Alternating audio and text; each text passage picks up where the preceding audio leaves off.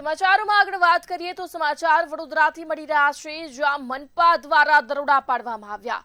વડોદરાથી આ સમાચાર મળી રહ્યા છે, જ્યાં ભેળસેળ યુક્ત તેલ પર મનપા દ્વારા હવે દરોડા પાડવામાં આવ્યા છે। વડોદરા ખાતેથી આ સમાચાર સામે આવી રહ્યા છે, જ્યાં મનપા ક્યાંક એક્શન મોડમાં જોવા મળી। ભેળસેળ યુક્ત તેલની આશંકાએ મનપા દ્વારા દરોડા પાડવામાં આવ્યા।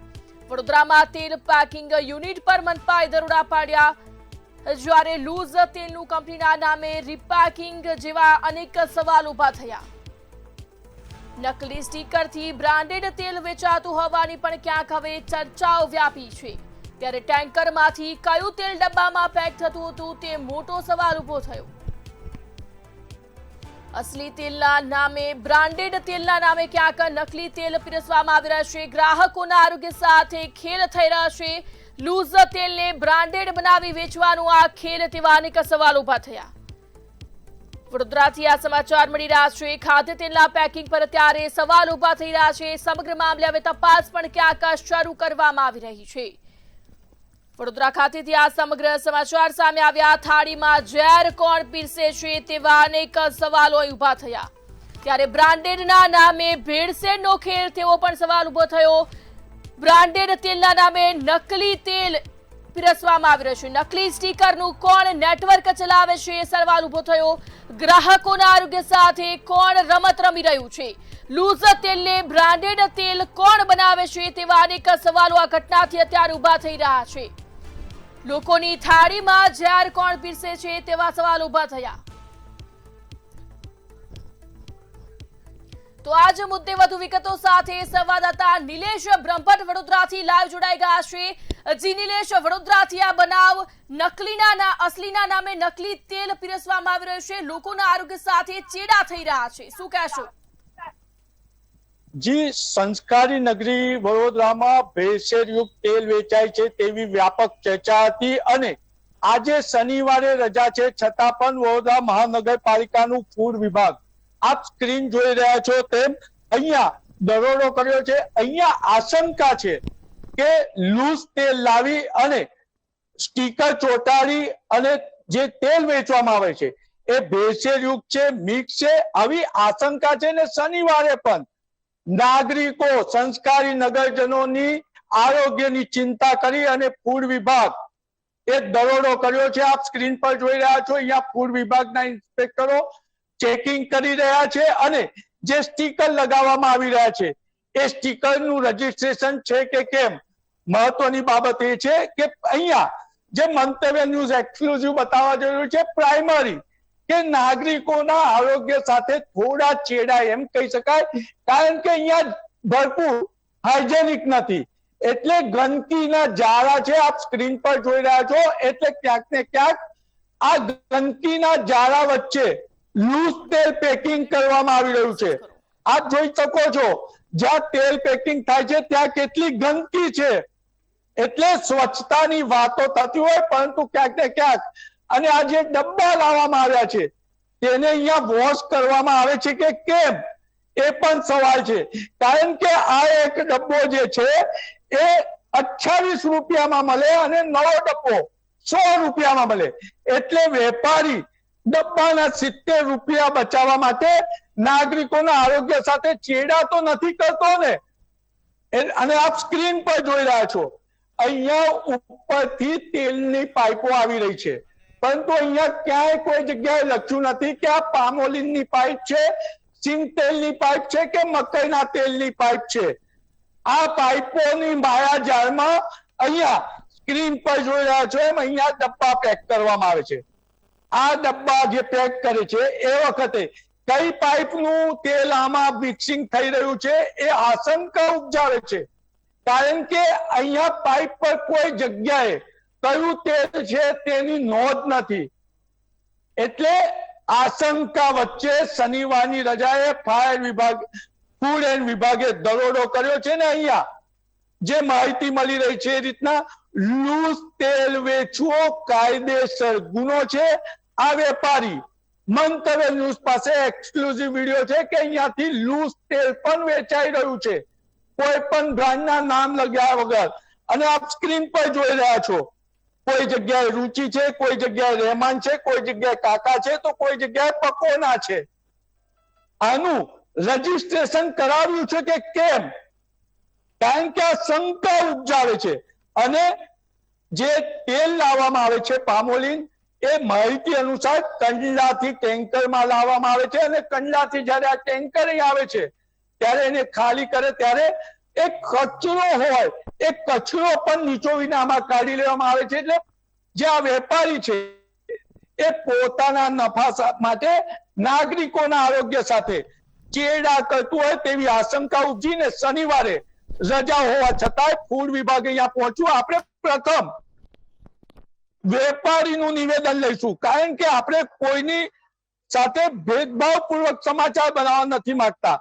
આ વેપારી છે, આપણે વેપારીનું બયાન લઈશું. ખૂબ જ જરૂર છે, કારણ કે વેપારીનું નિવેદન લેવું જરૂરી છે. વડીલ, આપ અહીંના ઓનર છો, શું નામ છે? મારું નામ ઉત્તમચંદ. અને અહીંયા જે લૂઝ તેલ જે વેચવું ગુનો છે, અધિકારી પણ કહી રહ્યા છે. અને અહીંયા સવારે અને ગઈકાલે મંતવ્ય ન્યૂઝ પાસે વિડીયો છે, કોઈ પણ સ્ટીકર વગરના ડબ્બા ગયા. ડબ્બા ક્યાં સપ્લાય કર્યા? એ ડબલા આપણે ચોખંડી સાઈનાથમાં મોકલ્યા છે. અને જે મારુતિ વેનમાં ડબ્બા ગયા એ કોઈ હોસ્ટેલમાં સપ્લાય થાય કે ક્યાં થયા? ગઈકાલે બપોરે. એટલે આપણે એ બી આપણે શું છે, બધા ફરસાણ વાળા જ છે. ફરસાણ વાળા તો એમાં તમે સ્ટીકર નતા લગાયા, એ નહીં લગાવવા પાછળનો ફાયદો શું? કોઈ અમે એવું કામ જ નહીં કરતા, બધું પ્યોર વસ્તુ છે. તમે બધું સેમ્પલ લઈ લો, અમારા પાસે શું છે, કોઈ સેમ્પલ લઈ લો, રજીસ્ટર માર્કા છે, કોઈ કામ ખોટું નહીં. ઠીક છે, કોઈ ઉતાવળમાં ગ્રાહકનું હોય, કોઈ મારવા રહી ગયું હશે, બાકી અમારે શું બધી અને બિલ અમારે જે બિલમાં વસ્તુ લખેલી છે એ વસ્તુ અમે આપીએ છીએ. વડીલ, એમાં એવું છે, મંતવ્ય ન્યૂઝ નાગરિકોના આરોગ્યની ચિંતા કરીને આ સમાચાર બનાવી રહ્યું છે. ને તમને ખબર છે, તમારી ત્યાં જે દિવસથી પામોલિન તેલ અહીંયા ખાલી થયું ટેન્કર, અને ત્યારે તમે જ મને કીધું છે કે આ પામોલિન તેલ મેં કંડલાથી મંગાવ્યું છે. તમારું જ નિવેદન છે મારી પાસે, અને ત્યારથી હું અહીંયા વોચ રાખી રહ્યો છું. તો ઓછામાં ઓછા ગઈકાલે જે બપોરે મારુતિ વેન વ્હાઇટ ભરાઈ નંબર સાથે આપી શકું છું, એમાં કોઈ પણ માર્કા વગરના ડબ્બા હતા. એ ક્યાં ગયા? એટલે એ પાર્ટી છે ને એને પોતાને ત્યાં ફરસાણ વાળો લઈ ગયો છે, અને જે વસ્તુ બિલમાં લખી છે એ જ વસ્તુ અમે આપી છે. અને ભલે સેમ્પલ ચેક કરી શકો છો. અને આજે અમે કોઈ એવી ચેડા ના કરી. આજે અમે આટલા 50 વર્ષથી અમે કામ કરીએ, અમારી પોતાની ગુડવિલ છે, એટલે કોઈ ખોટું કામ કરતા જ નથી. અમે મંતવ્ય ન્યૂઝ ખોટું કહેતું જ નથી, મંતવ્યની આશંકા જતાવી રહ્યું છે, અને ફૂડ વિભાગે રેડ કરી છે એટલે આવ્યું છે. કઈ વાંધો નહીં, સેમ્પલો બધા ચેક કરી શકો છો, બિલો ચેક કરી શકો છો બધું. અને હા, આપણે હવે અહીંના એક ફૂડ ઇન્સ્પેક્ટર સાથે પણ ચર્ચા કરવાનો પ્રયત્ન કરીશું. આપણે જે ભાવસારભાઈ છે, ભાવસારભાઈ, 1 મિનિટ માટે તમારું નિવેદન લઈશ, તપાસમાં રોકું છું. તપાસના અંતે જે આવે, વેપારી જાતે કબૂલી રહ્યા છે કે અહીંથી લૂઝ તેલ સાઈનાથમાં અને વ્હાઇટ મારુતિ વેનમાં ગયું છે. તો એ ગુનો બને છે કોઈ પણ માર્કા વગરનું તેલ, લૂઝ તેલ વેચવું? રીપેકર્સ નું એમનું જે લાયસન્સ છે, એટલે એ આધારે તો કહી શકાય કે એમને લેબલ પ્રોવિઝન થી જ એ માલ અહીંયા એમના યુનિટમાંથી બહાર જવો. અને બીજું કે અહીંયા ઠેર ઠેર ગંદકી ને એ પણ છે, કયું તેલ ક્યાંથી આવી રહ્યું છે એ પણ નથી. એટલે પ્રથમ દ્રષ્ટિએ તમને અત્યારે શું ખામી દેખાઈ રહી છે? એટલે ઇન્સ્પેક્શન કરતા અમને જણાઈ આવેલ છે કે જે રિફિલિંગ જે કરે છે, એવી પામ ઓઇલ, મકાઈ ઓઇલ અને સોયાબીન ઓઇલ, તો એ લોકોએ જે તે પાઇપ માંથી આવે છે ત્યાં એમને મેન્શન કરવું જોઈએ કે આ કપાસ પામોલિનની પાઇપ છે, આ છે મકાઈની અને આ સોયાબીનની. તો તે આધારે પણ આપણે કહી શકાય કે મીન્સ એ પ્રમાણેનું જે ઓઇલ રિફિલ કરી શકે છે.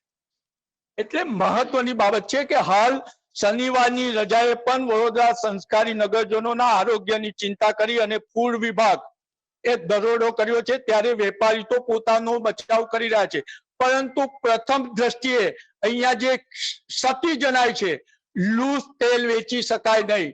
એ ફરસાણ વાળો હોય કે કોઈ પણ હોય, એને માર્કો વગર અહીંથી ગયું છે, એ પ્રથમ દ્રષ્ટિએ છે. બીજું, મંતવ્ય ન્યૂઝે બતાવ્યું એમ અહીંયા ગંદકીના ઢગલા છે. અને બીજું કે જે ડબ્બામાં અહીંયા તેલ ભરવામાં આવી રહ્યું છે તે હાઇજેનિક કે કેમ છે એની પણ તપાસ થશે. કારણ કે આ લૂઝ તેલ ના જે ડબ્બા લાવવામાં આવ્યા છે એ જૂના છે, નવા નથી. એટલે આમાં પહેલા કદાચ કોઈ અન્ય કંપનીનું તેલ આવ્યું હશે, અને ત્યારબાદ આ વેપારી પોતાના 70 રૂપિયા બચાવવા માટે નાગરિકોના આરોગ્ય સાથે ચેડા કરી શકે છે તેવું પ્રથમ દ્રષ્ટિએ કહી શકાય. કારણ કે અહીંયા આપ સ્ક્રીન પર જોઈ રહ્યા છો એ રીતના જે રીતના પરિસ્થિતિ છે એ ખૂબ જ કહી જાય છે. ફૂડ વિભાગ તો પહોંચ્યું છે, પરંતુ જે રીતના માહિતી મળી રહી છે કે આમનું ફૂડ વિભાગનું લાયસન્સ સેન્ટ્રલાઇઝ છે, એટલે સેન્ટ્રલ માંથી લીધું છે. એટલે વડોદરા મહાનગરપાલિકાનું ફૂડ વિભાગ હવે સેન્ટ્રલ ડિપાર્ટમેન્ટને જાણ કરશે અને સેન્ટ્રલ ડિપાર્ટમેન્ટ પણ આવીને અહીંથી સેમ્પલ કલેક્ટ કરશે. દૂધનું દૂધ ને પાણીનું પાણી તો થવાનું છે.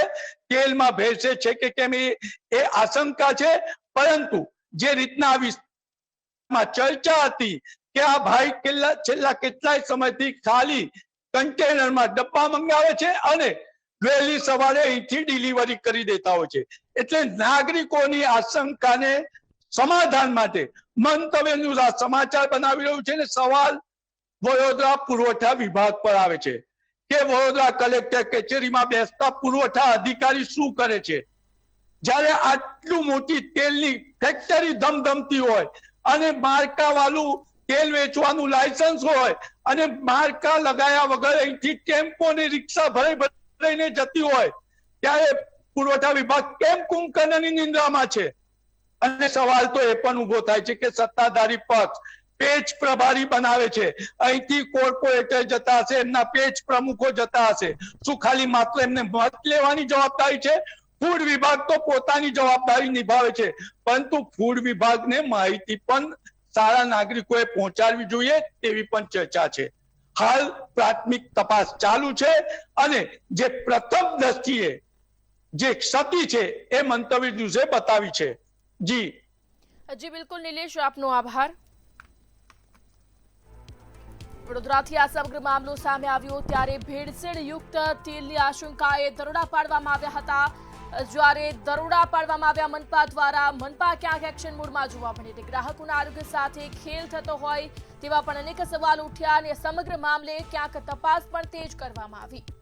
લૂઝ તેલને બ્રાન્ડેડ બતાવવાના પણ ક્યાંક આક્ષેપો લગાવવામાં આવ્યા.